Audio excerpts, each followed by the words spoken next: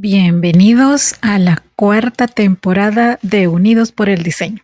Soy su host, Verónica Alvarado, creadora de Diseño UNE, y estoy muy emocionada de presentarles un espacio donde hablaremos sobre creatividad, diseño en sus diferentes especialidades, innovación, emprendimiento, negocios y tendencias, entre otros temas relacionados. Aquí nos unimos a través del diseño para explorar nuevas ideas, aprender de los mejores de la industria y conectarnos con una comunidad de mentes creativas. Así que únanse a mí cada semana mientras conversamos con expertos, compartimos historias inspiradoras y descubrimos juntos cómo el diseño puede transformar el mundo que nos rodea.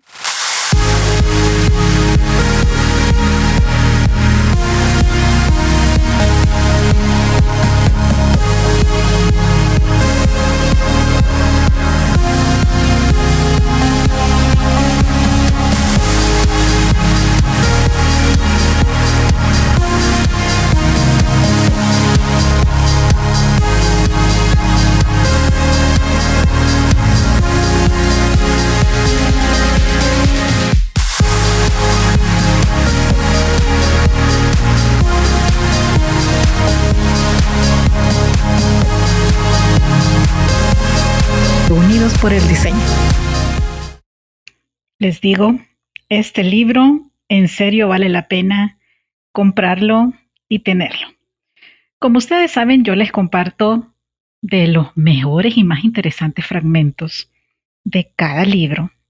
Si son pequeños, es muy probable que quizá logremos llegar a un 80 o un 90% del libro, pero en la mayoría de los casos no va a ser así, van a ser fragmentos interesantes.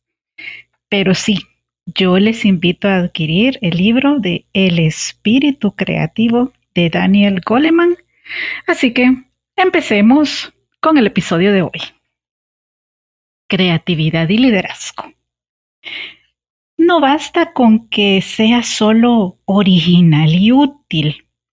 Una dimensión importante de la creatividad, en especial los esfuerzos que influyen en los demás y por los cuales la gente se hace famosa, es el público.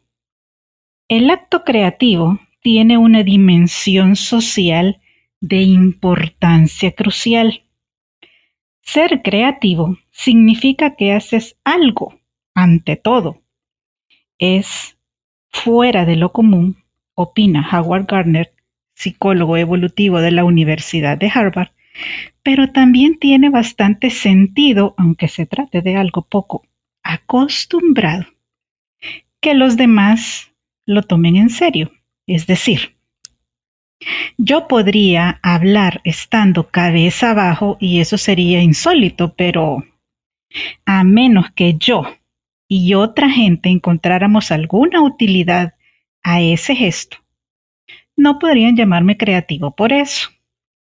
Sin embargo, si, digamos, en esa posición yo encontrara algún modo de transmitir el doble de información en la misma cantidad de tiempo y lograra que los otros la disfrutaran más, eso sería creativo. E incluso, si fuera algo muy inusual, lograría popularidad porque es algo efectivo. En suma, la manera en que es recibido un esfuerzo creativo marca una diferencia. Sin embargo, puede argumentarse que una buena parte de la creatividad del mundo tiene lugar en forma anónima en momentos privados, solo por el mero placer que da, o por la alegría de utilizar el propio talento de maneras eficaces o hermosas. Un arreglo floral en la sala, un poema en un diario íntimo o un barco en escala construido con un genio puede expresar creatividad y no contar nunca con más público que su creador. Pero para cada acto de creatividad destinado a hacer un impacto más grande, es necesario que haya un público apropiado. En la física de alto nivel, ese público consiste en unas docenas de pares científicos. En la pintura podría ser una cantidad variable de dueños de galerías de arte, críticos y aficionados al arte. Las opiniones de estos públicos cuentan mucho más en la evaluación de la creatividad que las de millones de otras personas que no poseen experiencia alguna en el campo en cuestión. Desde luego, esto no significa que los críticos sean el árbitro último de un acto de creatividad. Por ejemplo, los críticos sofisticados de la época vituperaron a muchos de los más grandes pintores, incluidos Monet y Van Gogh. En verdad, muchas de las personas más creativas del mundo han debido pasar años consagrados con afán a su trabajo en solitaria vigilia, acosados por personas que se oponían a ellas con actitudes negativas. Virtualmente, ninguno de los grandes hombres y mujeres cuyo impulso creativo ha transformado la disciplina en que trabajaban conoció la aceptación de los demás desde el principio. La mayoría sufrió ataques, pero en el fondo de su corazón sabían que aún así iban por buen camino. Los esfuerzos creativos que aprenden y que prenden en un ámbito dado deben resultar persuasivos para los demás. En mi opinión, el profesor Dean Simonton, esta dimensión social torna la creatividad comparable al liderazgo. Un líder de éxito es alguien capaz de persuadir a la gente de que cambie sus ideas o su comportamiento. Un creador de éxito es aquel que brinda a otras personas una manera diferente de ver el mundo. Puede ser una manera diferente de sentir el mundo si se trata de creatividad en las artes, como la poesía o la pintura, o una manera diferente de entender el mundo si es en las ciencias, agrega Simonton. Pero en cualquier caso, la creatividad no es algo que esté por entero dentro del individuo. Implica también alcanzar a otras personas. Es un hecho social, no solo psicológico. La creatividad no es algo que uno mantenga guardado en un armario. Surge a la existencia durante el proceso de relacionarse con los demás. Ser creativo en X. El entorno social de la creatividad es, en general, el campo o ámbito en que uno se desempeña. Dice Howard Gardner, una persona no es creativa en general. No se puede decir que una persona sea creativa. Debemos decir que es creativa en X cosa, ya sea en escribir, enseñar o dirigir una organización. La gente es creativa en algo. La creatividad no es una sola habilidad que una persona pueda emplear en cualquier actividad. Según Gardner, la creatividad no es una especie de fluido que pueda manar en cualquier dirección. La creatividad de la mente se divide en 3 regiones que yo denomino inteligencias, como la matemática, el lenguaje o la música. Y una determinada persona puede ser muy original e inventiva, incluso iconoclásticamente imaginativa. Es una de esas áreas sin ser particularmente creativa en ninguna de las demás.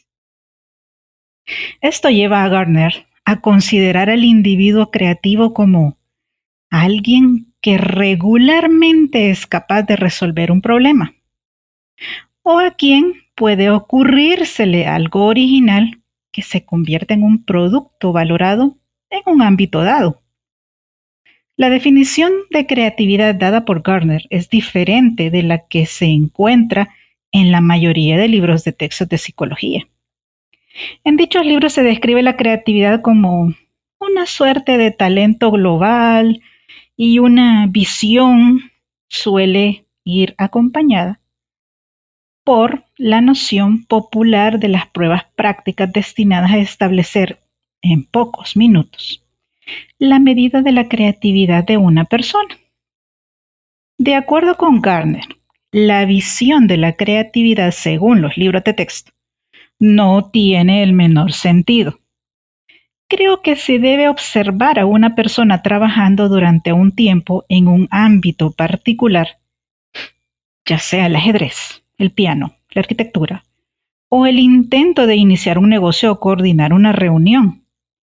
Y uno tiene que ver qué hace esa persona cuando surgen problemas y cómo es recibida la solución que propone. Entonces, se puede emitir un juicio sobre si esa persona es creativa o no. Ahora bien, la persona creativa, continúa Gardner, tiene que poder hacer ese tipo de cosa con regularidad. No es algo fugaz que ocurra una sola vez. Es un estilo de vida. Las personas creativas están siempre pensando en los ámbitos en que trabajan. Viven sondeando, viven diciendo, ¿qué es lo que tiene sentido aquí y qué es lo que no tiene sentido? Y si no tiene sentido, ¿puedo hacer algo para cambiarlo? C mayúscula y C minúscula. Existe creatividad cuando se reúnen algunos elementos claves: originalidad, oportunidad y un público receptivo en su ámbito. Este último elemento, el público, se aplica principalmente a la creatividad con C mayúscula. Es decir, los logros deslumbrantes de los genios, pero muchos no nos consideramos muy creativos porque no tenemos un gran público para lo que hacemos. De hecho, nos concentramos demasiado en la creatividad con C mayúscula y pasamos por alto las maneras en que cada uno despliega talento e imaginación en su vida. Nos hemos vuelto limitados en cuanto a las formas de considerar la creatividad, como lo dice Teresa Amabile. Tendemos a pensar que la creatividad es algo inalcanzable. Son creativos los artistas, los músicos, los poetas y los cineastas, pero una chef muestra creatividad en su cocina al inventar una variación de una receta. Y un albañil muestra creatividad cuando piensa de manera distinta de disponer los ladrillos o de hacer el mismo trabajo con menos materiales.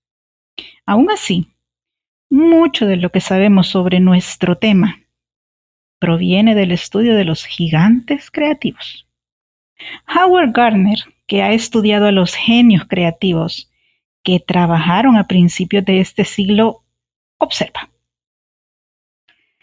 lo asombroso de Albert Einstein o Sigmund Freud o Virginia Woolf o Martha Graham es que no solo hicieron algo nuevo, en realidad cambiaron para siempre el campo o el ámbito en que trabajaban.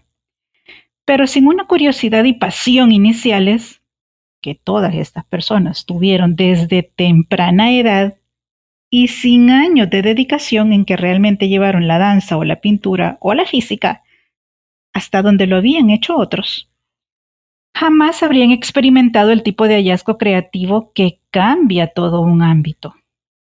Gardner cree que lo que se aplica a los creadores con C mayúscula también es aplicable al resto de las personas. Todos tenemos inclinación por un ámbito en particular. Toda persona tiene un interés especial en ciertas áreas, afirma Gardner. Podría tratarse de algo que hacen en el trabajo, la manera en que escriben memorandos o ejercen su oficio en una fábrica, o la forma en que dan una clase o venden algo. Después de trabajar cierto tiempo, pueden llegar a destacar en lo suyo, tanto como cualquiera a quien conozcan en su mundo inmediato. Ahora bien, Muchas personas se contentan solo con hacer bien lo suyo, pero yo no emplearía la palabra creatividad para describir este nivel de trabajo. Sin embargo, hay otros para quienes no basta con eso. Necesitan ser creativos. No se sienten bien simplemente haciendo las cosas como marca la rutina, explica Gardner. Entonces, se imponen pequeños desafíos como preparar una comida de manera poco diferente de cómo la han hecho hasta el momento. Digamos que este año decides arreglar el jardín de un modo ligeramente distinto. O si eres docente, te dices, estoy harto de escribir los informes de los alumnos igual que siempre. En lugar de eso, este año entregaré antes los informes y dejaré que los chicos participen con sus propias opiniones. Nada de esto te hará parecer un texto de enciclopedia. No es probable que cambies la práctica habitual de la jardinería, la cocina o la docencia, pero estás yendo más allá de la rutina y lo convencional. Y eso te da una clase de placer muy análogo al que sienten los creativos con C mayúscula. El estofado de la creatividad.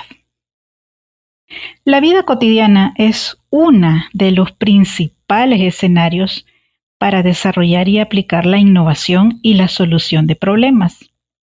El dominio mayor, por lo menos celebrado, del espíritu creativo.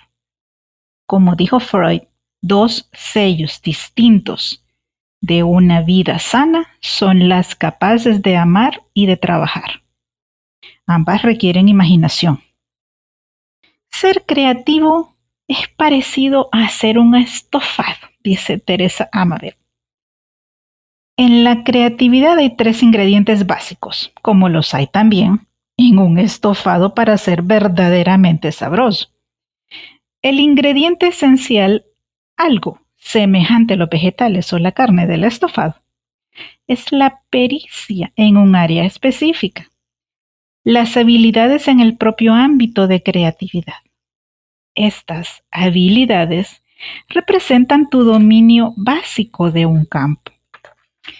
Poseer estas habilidades que sabes, por ejemplo, escribir, componer, usar con destreza un programa gráfico de computadora o realizar experimentos científicos.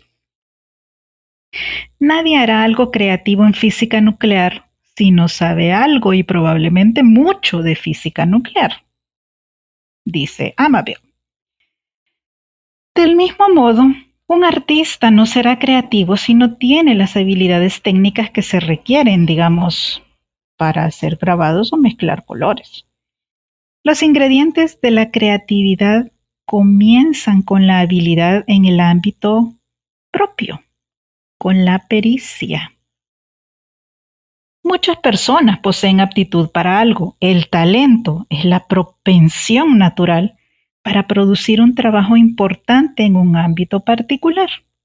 Por ejemplo, es altamente improbable que con un entrenamiento musical como el que recibió Mozart, cualquier niño acabaría produciendo una obra como la que él produjo. Había algo que Mozart tenía desde el principio, que facilitaba su capacidad de escuchar música, comprenderla y poder producir, y también a edad tan temprana.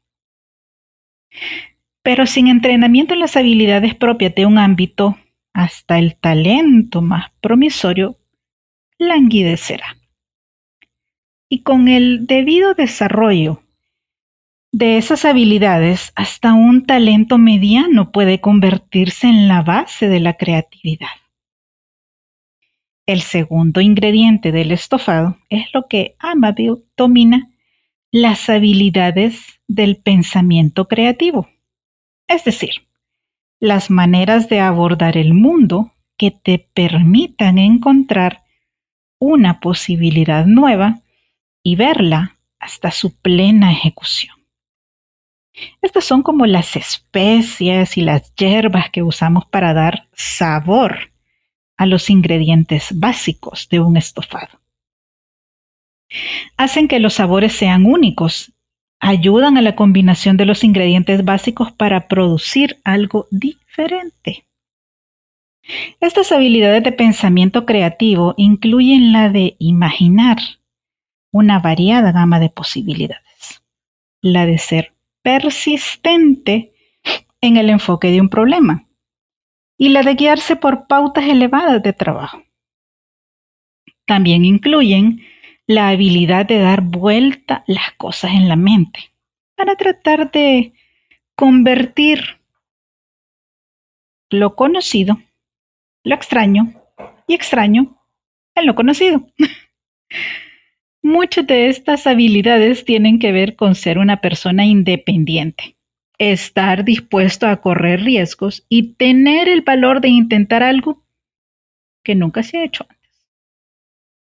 Otra variedad de estas habilidades tiene que ver con la posibilidad de intuir la manera de nutrir el propio proceso.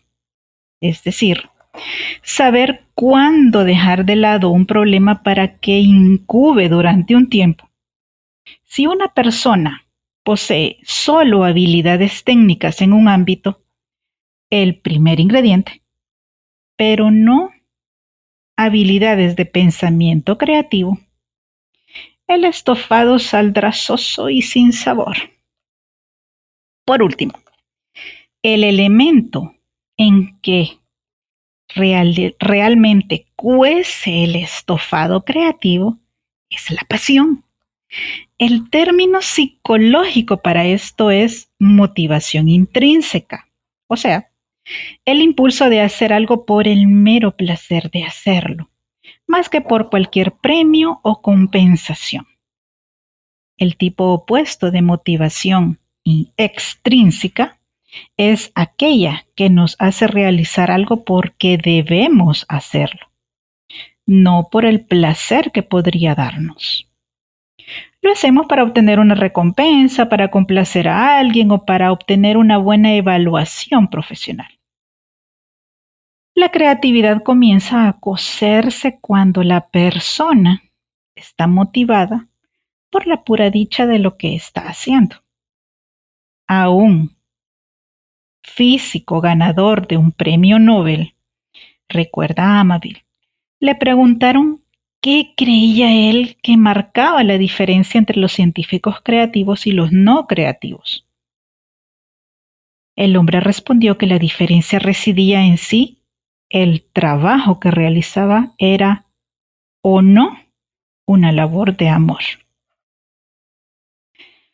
Los científicos más exitosos y revolucionarios no son siempre los más dotados, sino aquellos movidos por una intensa curiosidad. En cierta medida, una fuerte pasión puede compensar la falta de talento innato. La pasión es como el fuego que cuece el estofado, dice Amabile. Es lo que en verdad calienta todo, mezcla los sabores y hace que las especias combinen con los ingredientes básicos para producir algo que sabe de maravilla. Afinidad y persistencia. La creatividad comienza con la afinidad por algo. Es como enamorarse. Lo más importante al principio es que un individuo sienta algún tipo de conexión emocional con algo, afirma Howard Gardner. La fascinación de Albert Einstein por la física comenzó cuando tenía apenas 5 años, mientras se hallaba en su cama enfermo. El padre le llevó de regalo una pequeña brújula y Einstein permanecía durante horas mirando embelesado la aguja que señalaba infaliblemente hacia el norte. Cuando tenía cerca de 70 años declaró: esta experiencia marcó en mí una impresión honda y duradera. Tenía que haber algo profundamente oculto detrás de las cosas. Gardner cree que tales momentos de la infancia constituyen una clave para la comprensión de las vidas creativas. Sin ese amor y esa conexión emocional iniciales, creo que las probabilidades de realizar más adelante un buen trabajo creativo son mínimas. En esencia, te empuja a dar pasos para aprender más sobre aquello que al principio te interesa y descubrir sus complejidades, sus dificultades, sus fortalezas y sus oscuridades. Desde ese amor inicial por hacer algo, nace el empeño. Las personas a quienes les gusta apasionadamente lo que hacen no se rinden con facilidad. Cuando llega la frustración, persisten. Cuando los demás se muestran resistentes a su innovación, ellas siguen adelante de todos modos. Como dijo Thomas Edison, el genio es perseverancia. Sorda y ciega, Helen Keller vivía aislada del mundo y del contacto humano hasta que apareció Anne Sullivan. La creatividad de Sullivan residía en su pasión y su negativa a darse por vencida.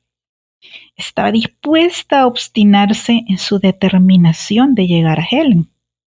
Años más tarde, Helen Keller evocó ese primer momento en que la persistencia, el amor y la pasión dieron frutos. Mi maestra, Anne Sullivan, trabajó conmigo casi un mes para enseñarme los nombres de una cantidad de objetos. Me los ponía en la mano, deletreaba los nombres con sus dedos y me ayudaba a formar las palabras. Pero yo no tenía la menor idea de lo que ella estaba haciendo. No sé en qué pensaba. Solo tengo un recuerdo táctil de mis dedos haciendo esos movimientos y cambiando una posición a otra. Un día me dio una taza y deletreó la palabra. Después puso un líquido dentro de la taza y deletreó A-G-U-A. Dice que mi expresión fue de perplejidad. Yo confundía las dos palabras y deletreaba taza por agua y agua por taza. Al fin me enfadé, porque la señorita Sullivan seguía repitiendo las palabras una y otra vez. Desesperada, me llevó a donde estaba la bomba de agua cubierta de hiedra y me hizo sostener la taza bajo el grifo mientras ella bombeaba. En la otra mano me deletreó A-G-U-A enfáticamente. Yo me quedé inmóvil, todo mi cuerpo y mi atención fijos en los movimientos de sus dedos mientras el agua me corría por la mano. Experimenté de repente una extraña agitación en mi interior, una conciencia brumosa, una sensación de algo recordado. Fue como si hubiera vuelto a la vida después de estar muerta. Bueno, hasta acá el episodio de esta semana. Espero que lo hayan disfrutado tanto como yo. Es una manera muy hermosa y diferente como Daniel Goleman y en apariciones muy extensas y detalladas de Howard Gardner nos plantean eso que tanto amamos, que se llama creatividad, y cómo ellos también lo conceptualizan, lo entienden y viven para entregarnos a través de este libro del espíritu creativo sus conocimientos y experiencias. Así que bueno, como siempre les digo, abrazos, bendiciones y nos escuchamos pronto. Hasta luego.